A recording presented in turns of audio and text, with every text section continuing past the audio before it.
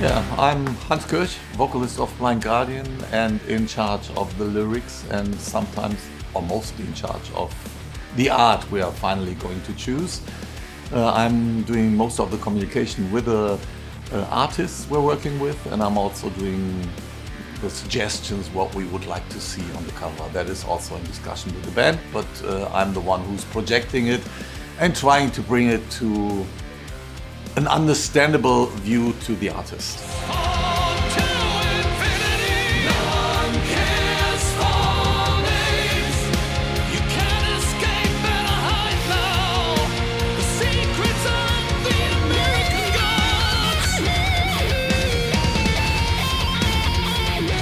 So you're on the God Machine tour here. It's a great album, and you selected one of Peter Moorbacher's Angels from his Angelarium. How did you become familiar with Peter, and how did that come to be? It was a kind of tricky situation for us because, I mean, in the last 5 years, everything went upside down. I don't have to go into deeper details. We all know the story. But we were pretty far with the album, and we were really intensely working on the music when we again recognized, hey, we need an album artwork, and we wanted to go new directions again. We did that with Felipe Machado, we did that with Raymond Gregory, and we did that always from time to time. But we had no inspiration where to go. And then I spoke to the record company, and they introduced Peter Moorbacher to me. So I went to his website, and I was really impressed by what I saw there. So it was clear to me that would be a person we would love to work with. I spoke to the band members, and they all felt the same way. So I got in contact with Peter, and we already saw that iconic album artwork, Gabriel, this angel is called. Peter is into fantasy, role-play games, sort of angel scenarios, and yeah, I said I fell in love, the rest of the band fell in love. So there was not much of a discussion that we wanted to use that, but he also introduced himself and said, well, I want to do a Blind Guardian artwork as well. That went up for the special edition of the album, and he did great. I mean, it's a nice approach to angels, I think. You know, they have that warfare-ish, that strong, impressive appearance, but also that fragility, which I like a lot. Like in Gabriel's case, it's the heart you see, and that was what blew us all away. We all in the band loved what we saw from the beginning, and most of our fans do too. To some, the coloring is kind of an issue because it goes away from what we have done so far. Everything we did was so colorful, and that is pretty much focused on different shades of white whatsoever. But I love it. I mean, it's an amazing piece of art. It moves my heart seeing it. Yeah, well, it's unique. It stands out. I think so too. Yeah, we did have some of them, like the Night at the Opera artwork, as well as some of Andreas Marschall's art. So I hope we can keep up to that standard, because this is why I love to change the artists from time to time. We're still aiming for perfection here as well, and it's a bit out of our hands because, I mean, it's the artist who finally has to deliver. But yeah, it's something we are very interested in, and of course we saw how things developed from, you know, airbrushing back to oil painting, then into heavy programming.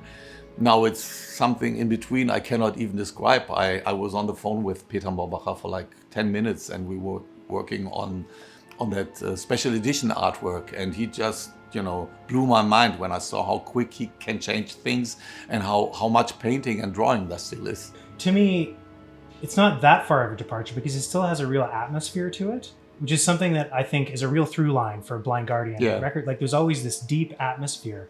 Do you have a baseline for what a Blind Guardian record should feel like, or is that something you look for in an artist? And musically, we go freestyle. Of course, we have our ranges and our ballpark, you know, a universe where we feel comfortable in. And the storytelling approach is a big essence of this from the beginning. If the music doesn't talk, the lyrics wouldn't talk, and so the album artwork wouldn't work. At the very end, we're looking for something which captures the elements of the music and the lyrics.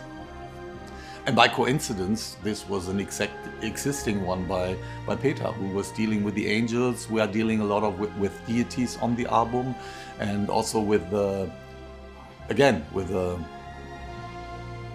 their more softer approach and their fragile approach. I think I know the answer, but is the album artwork and the visual side of things as important now as it was when you started out for you guys? It is, and it's always kind of delicate to find something you really move the people with the same way you did in the 90s. That's maybe the biggest problem. I'm in love with what Andreas Marschall did for us, and I think it's still top notch. But I would feel strange if we went on that direction forever and ever and ever again. So change there, into a certain range is very important for us. It's always a bit different, like when working with Felipe Machado on Beyond the Red Mirror or on At the Edge of Time. He was very story interested in terms of creating something which really would fit into the client. Of course, he's one of the artists very familiar with Blind Guardian, and he loved the whole genre, he's loving the whole genre. So for him it was very easy to jump into it. But when working with him, for example, I was not even off the phone and got an artwork which impressed me so much. It was not like an hour or so. And again, it's not like, you do everything on computer. It's a lot of painting and drawing and blah, blah, blah. I'm just blown away by the creativity of such people, because sometimes I feel I'm not mumbling, but I'm not getting to the point, I feel. But somehow images pop up in these people, because their expectations might be even furthermore than I really deliver. And I'm really happy about that. Yeah, I read that he was a big fan, and that actually Andreas was a big inspiration for him wanting to become an artist. I've spoke to him about that a couple of times. Andreas, I believe, was the main reason he got into arts, and this specific kind of arts. He's a great musician as well. Somehow, I also feel that in a certain sense, he developed what Andreas started. In a slightly different, in a more modern way. Going way back to the beginning, Hansi, I always was curious about the origin of the Blind Guardian, this hooded robed figure that was on the first few records and appears on the compilation. Where did he come from? It's a development, I have to say.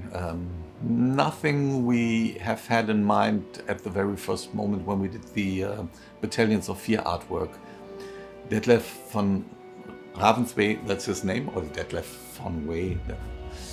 He was not into the metal genre. I mean, it was just new genre in general, and he didn't know what to paint. So you had to give him, you really have had to come up with examples, and we were not as experienced as we were later on. So what we did was giving him, the best cover artworks we could find.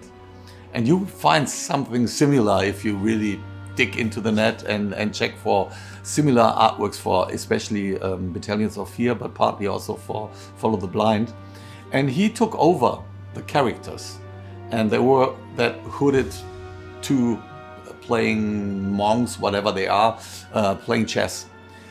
And at the same time, we decided to go for Blind Guardian as the title. So that was basically the origin, how the hooded Guardian came in. Then we found another great Guardian for Follow the Blind, which was still not the Guardian. There was just that a tiny little figure we wanted to have in. We were more going for the wizard direction at that point, which is the essential part of Follow the Blind. And without thinking about it, there was the second hooded Guardian, and so later on that was transferred into the Blind Guardian, who became part of most of our artworks as well. But it was not directly done on intention, more a coincidental effect. Well, it's a neat character, so I can see why you just carried it on. Once it is mysterious. Plus, I believe when we started, we were, without any doubt, Halloween fans, and they have had the keeper on these two albums. So Kaczewski, I just can't. I think it's Uwe Kaczewski, right? The painter of the Halloween artwork. We wanted to work with him first. That was our first intention, but he didn't have any free spots, so he refused, and this is how we ended up with Detlef van Raven's Waay, and then later on with Andreas Marschall. And with Andreas, it was the same thing. We were almost too shy to get in contact with him because he did at that point, I believe, a few solemn artworks and Creator. And he did Grinder. That was the link to us. Grinder was a label-made band. And with this, we then finally got in contact with Andreas, and that was a lucky straw. Yeah, well, obviously, Andreas painted some of the more iconic Blind Guardian covers. I think that's still the definition. Yeah. You know, up to date, whatever we're doing has to compete with this, and however good the artists are, the iconic approach of these artworks is really hard to top or to get close to it. And what was your process like with Andreas? I know you obviously have tons of creativity and ideas. What was working with Andreas like? Indeed, it was like storytelling, and we went. He was complaining on, I think, Tales from the Twilight World a bit that we went too deep into detail, and we didn't like his first drawings, I remember, and we were demanding, but that was somehow corresponded via our label manager, who did the conversation with Andreas. We were just doing the music and we were doing the storytelling, and I wrote down everything we have had in mind. Sometimes Andre did a bit of a drawing, and so they were going backwards and forwards a lot of times without, we're really communicating with him. I think not even our label manager was talking to Andreas, he was talking to his manager, which he had back then. And but over this way, it came out that, we were too demanding. So he was starting to complain because he knew a drawing just would be a drawing, but we wanted it to be super precise because we couldn't imagine that, with what he started as a script would turn out to be a good artwork. So we were so insecure, we pushed him again and again until we had a drawing which really looked like the Tales from the Twilight World album already. So we would be sure it would be exactly what we wanted. And ever since, we talked to him directly, and that made obviously the communication much easier. Turned out into even better results than Tales from the Twilight World. And he never questioned our pickiness afterwards again. So it was storytelling. Yeah, it was really storytelling. When I look back on, especially Somewhere Far Beyond and Nightfall, Middle Earth, I still have some of the letters I wrote to him, and they're full of our ideas.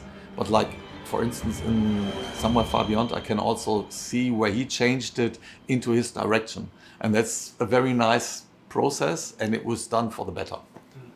Last question, Hansi, because I know we got to wrap up here. You guys are coming on, what is it, 40 years now since Lucifer's Heritage started? Is it 84? Have you guys taken much time to reflect on 40 years of being a band, or is it just you're going? I mean, I know you told us you'd be up there when you're 70. Yeah, I think that's even possible right now. 40 years, we haven't thought about that.